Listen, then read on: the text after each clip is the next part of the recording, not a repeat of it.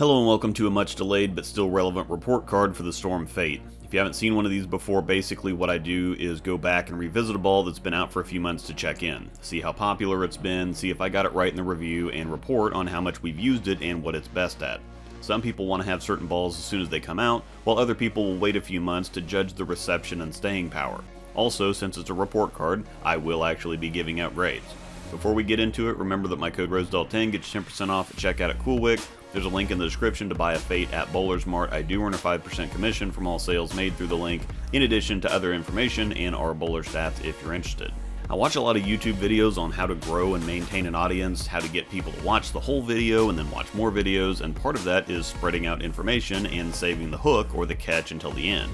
I really hate videos that do that though, so I'm not going to milk you for your time and attention. I'm just going to tell you right now that the Fate is the real deal. Because I've been so late on getting this out, it's been out for 7-ish months, and we've had a lot of time to see it in action, and we've used ours a ton.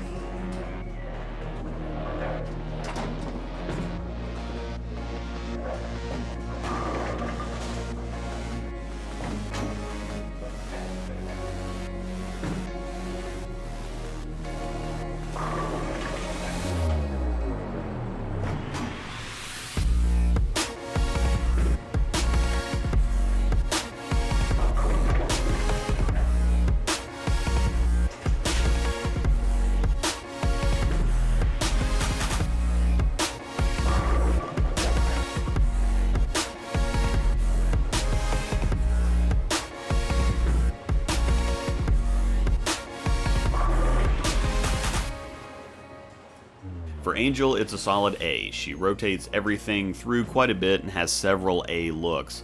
The Fate isn't something that's an absolute must-have for her. She probably has 5 to 6 in that zone that are somewhat interchangeable depending on the situation, but considering the amount of choices we have to work with, it's a pretty elite category to be in.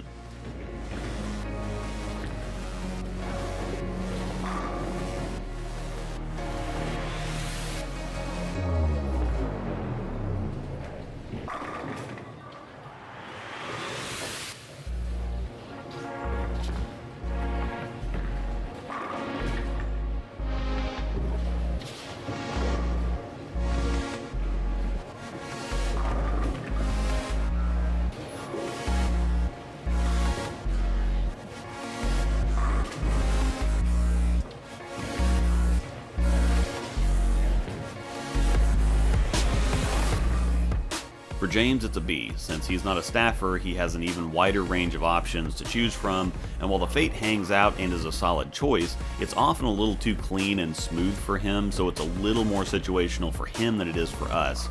He typically needs more strength out of a ball due to his speed. His issue is usually stuff being too slow, not too early or too fast, and the Fate is just a little weakish for him too often.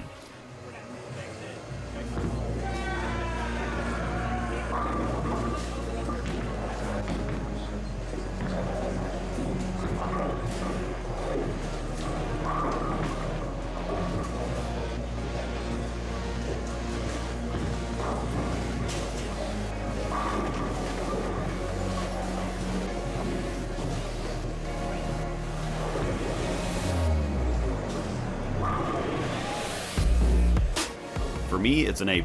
Can't get much better than this. While it's a little slow on the right sometimes, it's perfect for me because of the overabundance of shape on the left. It's strong enough to get traction in the oil and blendy enough to control the wet-dry better than most. It's such a perfect blend of everything that, again, I can throw it on a wider variety of conditions than just about anything. I've already given mine a cover refresh a couple times. I've used it so much that I've had to give it plenty of TLC, and it's still going strong. We go through so many balls that rarely does anything stick around long, even if it's good, because there are constantly balls being released that are also good, so we continue to migrate from ball to ball to ball. The Fate has proven to be versatile, effective, in play on more conditions and in more situations than it really should be, and replaces several balls in the bag by itself, so it's become a mainstay in the bag. I rarely, if ever, go anywhere without it. It has IQ Tour, shape and control, the magic or lightning in a bottle effect that the High Road has, the versatility of the Phase 2, and the brute force lane control of the Pitch Black.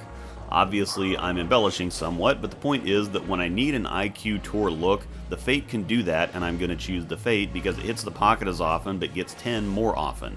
If I need something cleaner that has the perfect blend of control and pop, like a High Road, I'm going to use the Fate because sometimes the High Road just isn't strong enough. If I can use the High Road, I can also use the Fate, and I can also use the Fate in additional situations. Also, fun fact, take your Fate in Phase 2 out on a bowling date and tell me there's not a surprising amount of overlap. Now the P2 is still stronger and a little more dynamic, of course. I'm not going full hashtag staffer hype, but the Fate kind of does Phase 2 things. The abilities and use cases are very complementary, if not perfectly similar. Now, while it is obviously no substitute for urethane, that'd be too much of a stretch for even the most devout Kool-Aid chuggers. When you want to take the lane out of play and just fire it at the pocket from the corner, it can do that too. It's one of the most versatile and capable balls I've ever thrown, period. It's also rare to see a ball be so useful and capable for so many different styles. It's just as effective for Angel as it is for me, as it is for James, as it is for two-handers. The ball reaction is perfectly balanced. It's not too early or too long, too sharp or too smooth, too strong or too weak. It's one of the most comfortable reactions I've ever thrown. Aside from obviously loving the way this ball reacts, technically and objectively, I believe all these things as a conclusion as well as an opinion. I think it might be the best ball in the SPI catalog, with apologies to the long-timers and the Zen. This is another lightning in a bottle ball that we should be celebrating several birthdays for. Check out the description for a link to Bowler's Mart to get one of these ordered or find any of your other bowling needs. Remember to use my code Rosdahl10 for 10% off at CoolWick.com. And be sure to check out my YouTube memberships for plenty of early access and members-only content. Thanks to my outstanding members, thank you for watching, and may the strikes be with you.